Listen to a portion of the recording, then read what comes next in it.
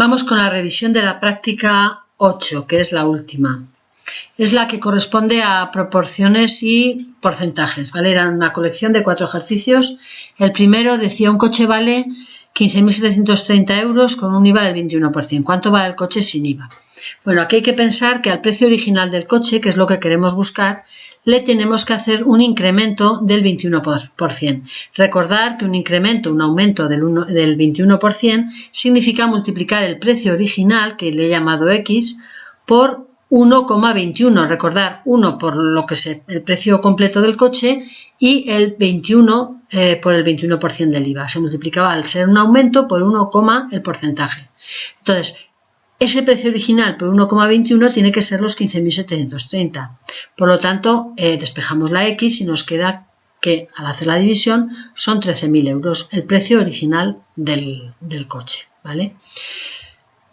No se puede hacer, que ha sido un error muy habitual, una disminución del 21% sobre este precio, porque eso salen unos números diferentes. Aquí lo que estamos haciendo es el incremento, el aumento del 21% sobre un precio desconocido, ¿vale? Se multiplica por 1,21 y se iguala a la cantidad que conocemos. Bien, el segundo ejercicio también es de porcentajes. Nos dice: en una tienda de rebajas, en rebajas se hace un descuento del 20%, es decir, pagas el 80% del producto. Esto normalmente no se pone, pero para que os aclaréis mejor lo hemos indicado, ¿vale? Y en una segunda rebaja se descuenta el 30% del precio anteriormente rebajado, ¿vale? Y nos pregunta: ¿cuál es el descuento total expresado en porcentaje después de la segunda rebaja? Bien, si yo tengo una rebaja del 20%, eso significa que estoy pagando el 80%, por lo tanto el índice correspondiente a lo que pago es 0,8. Si sobre ese precio me aplican una rebaja del 30%, estoy pagando el 70% del 80% que pagaba antes. Luego, recordar que cuando tenemos porcentajes encadenados hay que multiplicar los índices, ¿vale? Entonces, en el caso de disminuciones, los índices son 0, el complementario a 100, porque digamos que si baja el 20% lo que pago es el 80, que sería el 0,8.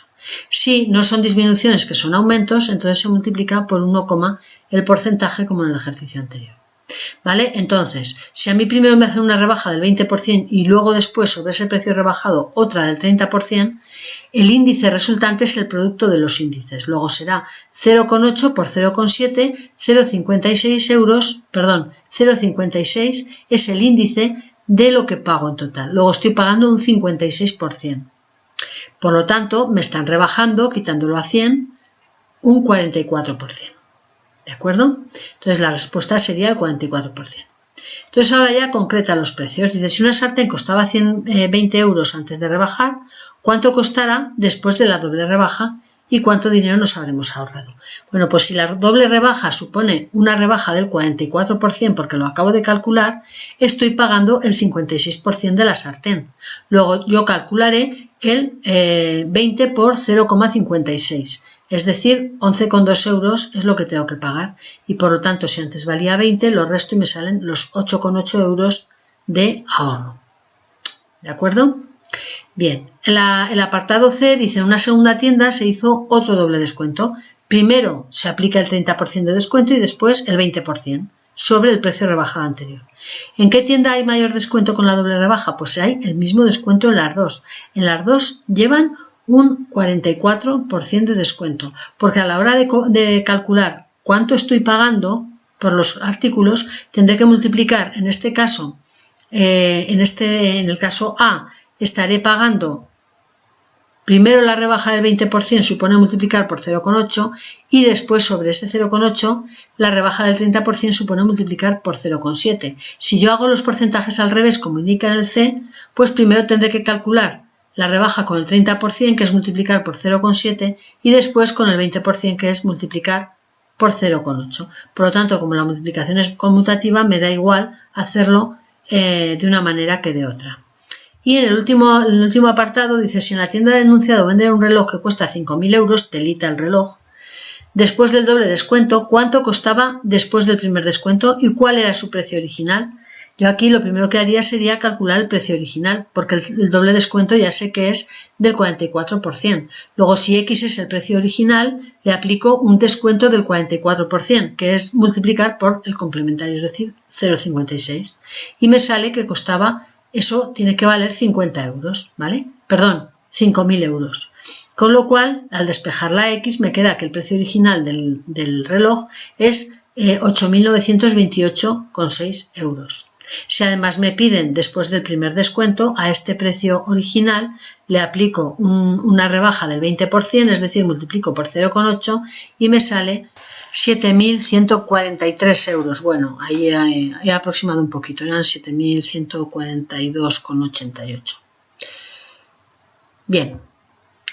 Pasamos al tercer ejercicio. El tercer ejercicio es de proporciones. Dice: un coche español consume 6 litros de combustible cada 100 kilómetros y un coche alemán consume 4 litros de combustible cada 80 kilómetros. Indica el significado que tienen las proporciones 6 partido por 100 y 100 partido por 6 en este contexto. Bien, aunque parezca una tontería, aquí habéis fallado un montón en esta práctica. Vamos a ver, el significado de la proporción no es que consume 6 litros en 100 kilómetros, eso es lo que me dice el enunciado. El significado es que 6 partido por 100 es el número de litros que consume el coche español por cada kilómetro que recorre. A lo mejor lo veis más claro si lo pasamos a números decimales. 6 entre 100 es 0,06. Pues el significado de esta razón, en la que los litros están en el numerador y los kilómetros en el denominador, son el número de litros que consume al recorrer un kilómetro.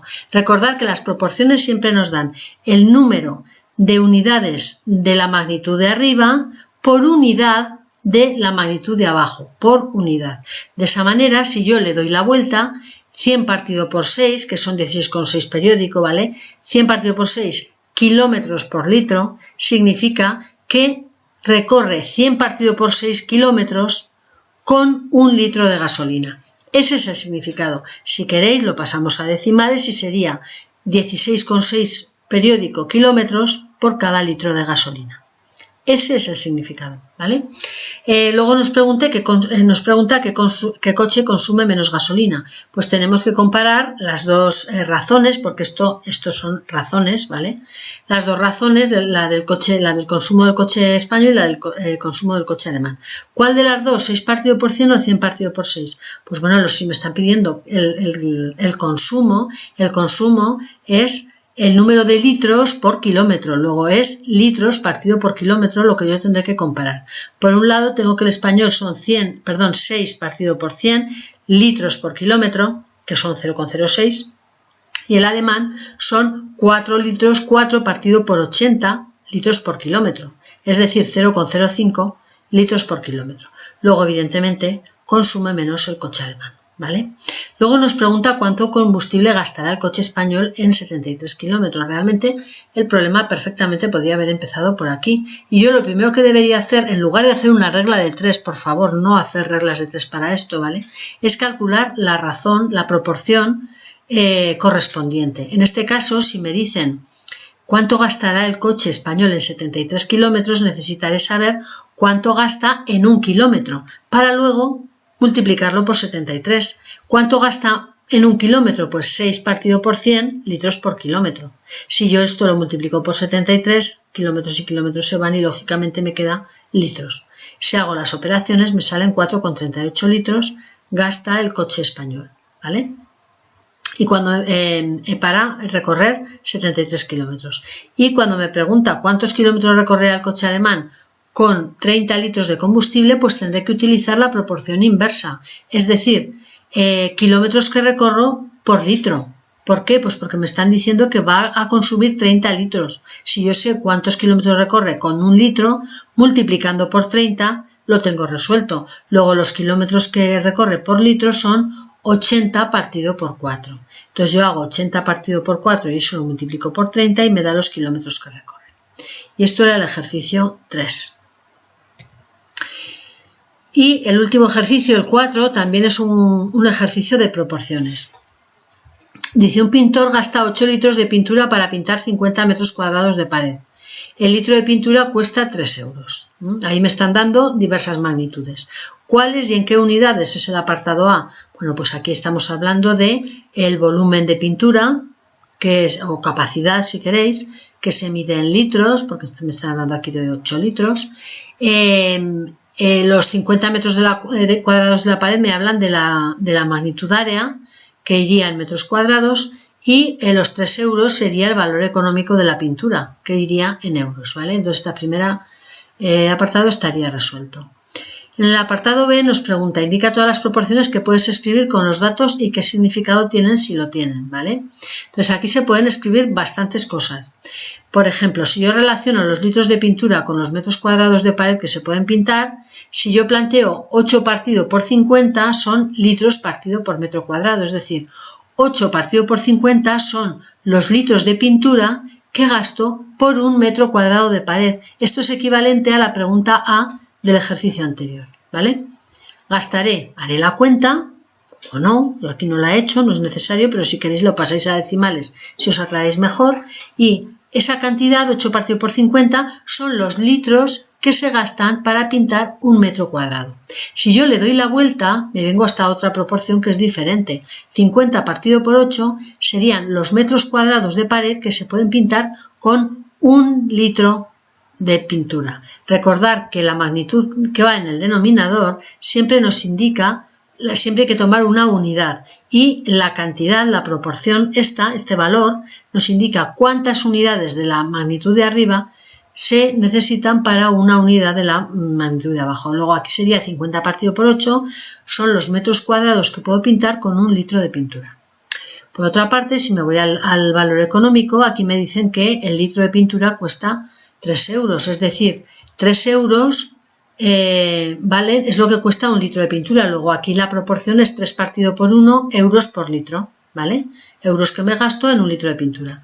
Y si lo pongo al revés, 1 partido por 3 son los litros que puedo comprar con 1 euro. Litros, 1 partido por 3 litros por euro que me gasto, ¿de acuerdo? Sería la pintura que podemos comprar con 1 euro. ¿Puedo relacionar los metros cuadrados de pared con los euros? Sí, pero cuidado, ¿vale? Porque los 50 metros cuadrados de pared son para 8 litros de pintura, mientras que los 3 euros son para 1 litro de pintura. Luego hay que hacer un ajuste. Yo aquí lo he planteado de esta manera. Primero, miro a ver si 8 partido por 50 litros pintan 1 metro cuadrado y tengo 3 euros que me cuestan 1 litro, si lo multiplico, litros y litros se van, y 8 por 3, 24 partido por 50 serán los euros que me cuesta pintar 1 metro cuadrado. Por lo tanto, la razón correcta sería 24 partido por 50 euros partido por metro cuadrado. Perdón, 24 partido por 50 euros el metro cuadrado. Si le damos la vuelta, 50 partido por 24 son los metros cuadrados que puedo pintar con 1 euro de pintura, con la pintura que compro con 1 euro. Aplicando estas proporciones vienen los apartados C y D. En el C me dice cuántos litros de pintura hacen falta para pintar 30 metros cuadrados de pared y cuánto costará la pintura necesaria para ello.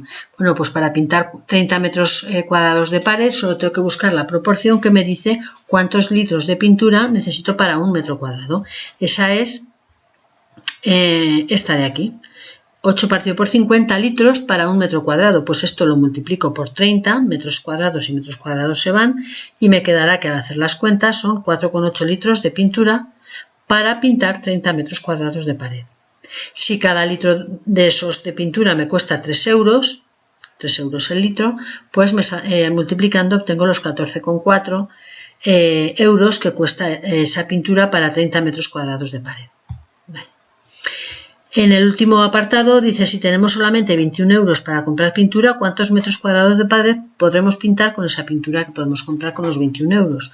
Bueno, pues se trata de buscar la proporción que me da el número de metros cuadrados de pared que puedo pintar con 1 euro, ¿vale? Entonces, esa sería esta otra proporción de aquí, y sería 50 partido por 24 metros cuadrados por euro. Por los 21 euros me da los 43,75 metros cuadrados que se podrían comprar. Y aquí está pues pasado a milímetros.